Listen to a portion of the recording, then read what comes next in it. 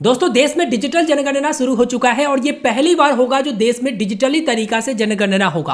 अभी तक जनगणना में आप देखते होंगे लोग आते थे, कर्मी आते थे आपके घर पे और कॉपी पर लिख कर लेकर जाते थे, उस हिसाब से जनगणना होती थी। लेकिन देश में पहली बार डिजिटली रूप से जनगणना होगा। इसमें 30 लाख कर्मी को शामिल किया गया है जो मोबाइल ऐप के जरिए आपका डेटा इकट्ठा करेंगे और जनगणना को कंप्लीट करने में आपको मदद करेंगे। और इस बार जो जनगणना आप खुद भी कर सकते हैं, आप खुद भी अपना डिटेल भर सकते हैं, जो कि 15 दिनों का आपको समय मिलता है। 15 दिन में आप अपने घर से जुड़ा हुआ, आप अपने परिवार से जुड़ा हुआ सारा जानकारी खुद शेयर कर सकते हैं डिजिटली रूप से। और 33 सवाल आपसे पूछे जाते हैं जिसका जवाब आपको सबमिट करना होता है। वो कौन कौन से 33 सवाल है इस वीडियो में कंप्लीट जानकारी मैं आप लोगों को देने वाला हूं। आप लोगों को बता दूं कि 2021 में ही यह जनगणना होना था, लेकिन कोरोना काल था उस समय, इसलिए जनगणना नहीं कराया गया और जनगणना 2027 नाम दिया गया, यानी 27 में जाकर यह जनगणना कंप्लीट कर दिया जाएगा। लेकिन 1 अप्रैल से 30 सितंबर तक फर्स्ट फेज शुरू किया गया है, क्योंकि जब भी जनगणना होती है भाई फेज बाई फेज होती है,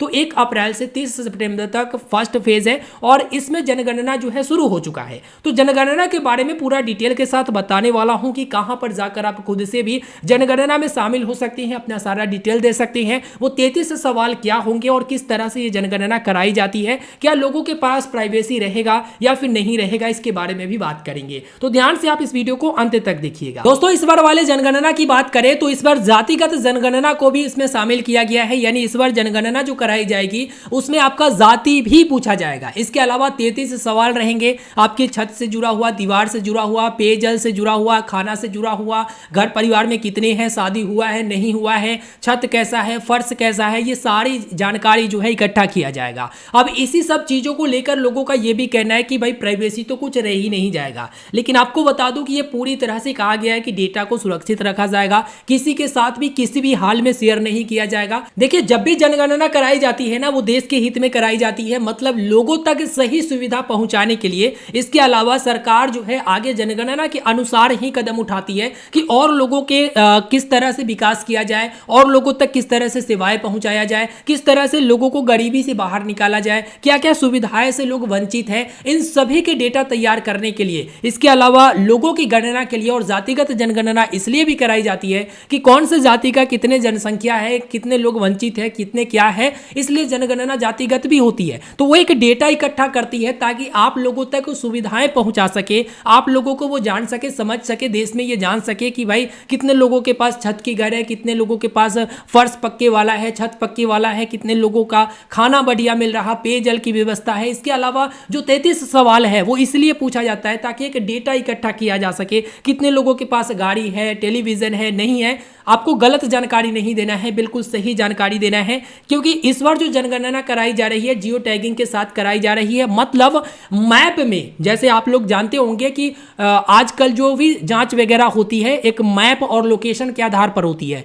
फोटो खींचा जाता है तो वहां पर नीचे में जियो टैगिंग भी आता है, मतलब लोकेशन भी वहां पर दिखाता है कि यहां पर आप अवस्थित हो। तो इस बार जो जनगणना डिजिटली तरीका से किया जाएगा, खास तौर पर इसलिए भी किया जाता है ताकि आप अपने घर से जनगणना कराती हैं तो पूरी तरह से आपका लोकेशन भी वहां पर दिखाएगा कि आपका घर अभी यहां पर है। ठीक है, तो झूठी जनगणना नहीं होगी, बिल्कुल सही जनगणना होगा। तो बात करते हैं कि जनगणना की पोर्टल क्या है जहां से आप खुद भी जनगणना कर सकते हैं और वो 33 सवाल कौन कौन से हैं इसके बारे में भी बात करती हैं। तो जैसा कि अभी आप अपने स्क्रीन पर देख पा रहे हैं, यही वो पोर्टल है जहां से आप खुद भी जनगणना में शामिल हो सकते हैं, खुद भी आप अपना डिटेल सबमिट कर सकते हैं। यहां पर सेल्फ वाले ऑप्शन पर क्लिक करके, जब सेल्फ वाले ऑप्शन पर क्लिक करेंगे आपके सामने इस तरह के इंटरफेस आएगा। यहां पर आपको राज्य चुनना है कि कौन से राज्य के हैं आप। अगर आप बिहार के हैं तो बिहार को चुनेंगे, कैप्चा फिलअप करके वेरीफाई एंड प्रोसीड पर क्लिक करेंगे।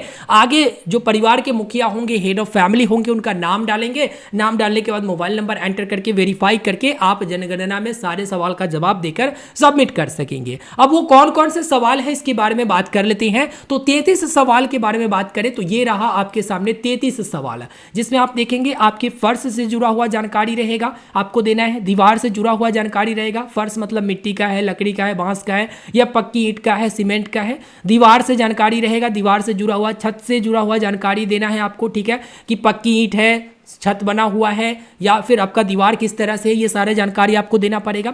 इसके अलावा आप यहाँ पर देखेंगे तो जनगणना मकान के उपयोग का पता लगाए, वास्तविक उपयोग जो कि आवास है या दुकान है या स्कूल है, ये सब जानकारी आपको देना पड़ेगा। इसके अलावा आप देखेंगे तो जनगणना के मकान स्थिति के बारे में, मतलब रहने योग्य है या नहीं, अच्छा है या नहीं, इसके बारे में भी जानकारी वहां पर शेयर करना होगा। तो ये जो है कॉलम 7 में 1 और 2 को सिलेक्ट करके आपको भरना है। इसके अलावा कॉलम 9 से 13 में क्या रहेगा, यहां पर आपको 9 से 13 जो है तभी भरना है ना जब आपका जनगणना मकान या जो आपका मकान है वो आवासीय लायक है, तभी आपको 9 से 13 वाला फिलअप करना है। उसके बाद पारिवारिक क्रमांक आपको दर्ज करनी होगी। इसके अलावा इस परिवार में सामान्यतः रहने वाले व्यक्तियों की कुल संख्या कितना है वो भी आपको जवाब देना पड़ेगा। परिवार के मुखिया के बारे में भी बताना होगा, मुखिया का नाम बताना होगा। उसके बाद लिंग संबंधित पुरुष, स्त्री, ट्रांसजेंडर, इसके बारे में भी बताना पड़ेगा। परिवार में कितने सदस्य हैं, कितने बच्चे हैं, इसकी जानकारी भी आपको देनी पड़ेगी। इस मकान में स्वामित्व की स्थिति आपको बताना पड़ेगा कि क्या ये मकान किराए पर है या खुद का है,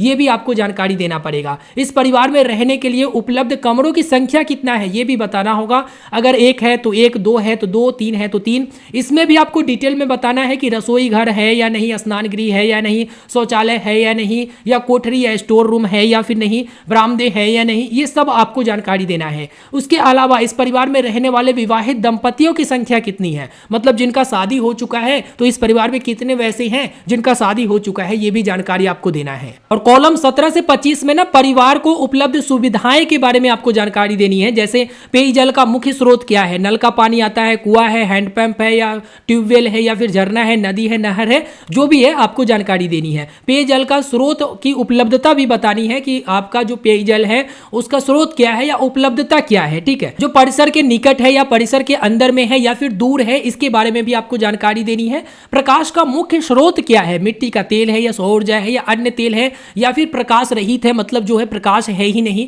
इसके बारे में भी आपको जानकारी देनी है। इसके अलावा नीचे आते हैं तो शौचालय की सुलभता के बारे में बतानी है कि केवल परिवार के लिए है या अन्य परिवार के साथ साझा कर रहे हैं। जैसे होता क्या है कि एक ही शौचालय होती है, अगल बगल वाले परिवार भी उसे यूज करते हैं, आप भी उसे यूज करते हैं, तो इसकी जानकारी भी वहां पर शेयर करनी है। इसके अलावा आप देखेंगे तो यहां पर फर्श से जुड़ा हुआ, फ्लोर से जुड़ा हुआ, शौचालय से जुड़ा हुआ सारी जानकारी आपको देनी है। गंदे पानी की निकास की व्यवस्था है या नहीं, नाली ढकी हुई है या खुला हुआ है या नाली है ही नहीं, इसके बारे में भी जानकारी देनी है। और परिसर के अंदर स्नान करने की सुविधा उपलब्ध है या फिर नहीं, रसोई घर और एलपीजी या पीएनजी गैस कनेक्शन की उपलब्धता है या फिर नहीं, इसके बारे में भी जानकारी आपको देनी है। ठीक है, इसके अलावा खाना जो बनाने की स्थिति है, घर के भीतर खाना बना रहे हैं या घर के बाहर खाना बना रहे हैं या खाना बनाने के लिए रसोई घर का एक रसोई घर बनाए हुए हैं, इसके बारे में भी जानकारी देनी है। और खाना पकाने के लिए प्रयुक्त ईंधन की व्यवस्था के बारे में भी जानकारी देनी है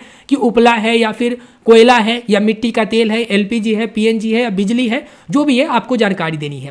रेडियो या ट्रांजिस्टर है या फिर नहीं, इसके बारे में भी बताना है। टेलीविजन है या फिर नहीं, इंटरनेट की सुविधा है या फिर नहीं, लैपटॉप या कंप्यूटर है या नहीं, टेलीफोन और मोबाइल फोन, स्मार्टफोन है या फिर नहीं, इसके बारे में भी आपको जानकारी देनी है। साइकिल और स्कूटर, मोटरसाइकिल, ये सब है या फिर नहीं, गाड़ी वगैरह, कार या जीप या वैन है या फिर नहीं। इसके अलावा परिवार द्वारा उपभोग किया जाने वाला जो मुख्य अनाज या खाद्यान्न है, इसके बारे में, जैसे गेहूं खाते हैं, बाजरा, मक्का, जो भी है, इसके बारे में जानकारी देनी है। और मोबाइल नंबर तो देना ही है, अब मोबाइल नंबर सबमिट करना है। तो ये सारे 33 सवाल जो आप देख सकते हैं, मतलब कोई भी चीज छुपा हुआ नहीं है, इसमें सारा जानकारी आपसे लिया जाता है। अब बात करते हैं कि जनगणना किस तरह से होगा और कौन कौन से राज्य में कब होगा, तो इसके बारे में बात करते हैं। तो अभी 1 अप्रैल से 15 अप्रैल तक चलेगा। अंडमान और निकोबार द्वीप समूह दिल्ली जिसमें आ जाती है, लक्षद्वीप आ जाता है, मिजोरम आ जाता है, ओडिशा आ जाता है, सिक्किम आ जाता है, गोवा, कर्नाटक, इन सभी में जो है 1 अप्रैल से शुरू हो चुका है 15 अप्रैल तक।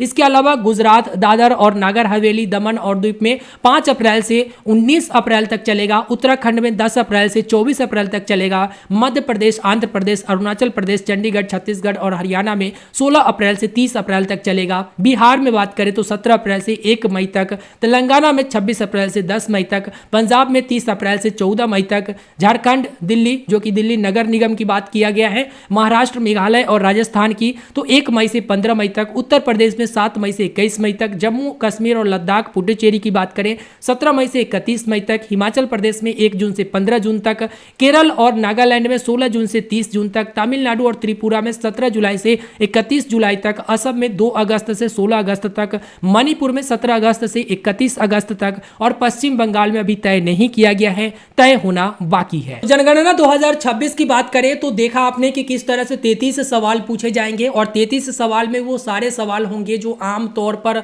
आपके घर किस तरह के हैं, आपके परिवार में कौन कौन से लोग हैं, कितना कमाई वगैरह, मतलब जो भी डिटेल है वो सब पूछा जाएगा। फेज 2 में जातिगत जनगणना के आधार पर मतलब मुझे लगता है कि जातिगत जनगणना की जाएगी। हालांकि जनगणना अभी सारे राज्य में शुरू नहीं हुआ है, जैसा कि मैंने आपको शेड्यूल बताया उस तरह से जनगणना जो है सारे राज्य में शेड्यूल करके शुरू किया जा रहा है। तो इस वीडियो में जनगणना से जुड़ा हुआ लगभग सारा जानकारी मैंने आपको दे दिया है। अगर खुद से आप जनगणना करना चाहती हैं तो देखो इसमें क्या होगा ना कि आप खुद से अपना डिटेल को फिलअप करेंगे, 33 सवाल का जवाब देंगे, उसके बाद एक आईडी मिल जाएगा और इनका जो भी कर्मचारी होंगे वो आपके घर पे आएंगे, आप आईडी को शेयर करेंगे, वो आप जो भी फिलअप किए रहेंगे वो सब कुछ चेक करके उसके बाद अप्रूव कर देंगे, आपका जनगणना सबमिट हो जाएगा। तो आप खुद भी इस बार जो है जनगणना में डिटेल डाल सकते हैं, कर्मचारी के ऊपर नहीं बैठे रहना होगा, आप सारा डिटेल डाल कर रखिए, उसके बाद कर्मी आएंगे मोबाइल एप्लीकेशन पर आपसे जो आईडी जनरेट होती है वो लेंगे और अप्रूव कर देंगे। तो 2026 में जो जनगणना शुरू हो चुका है 2027 में जाकर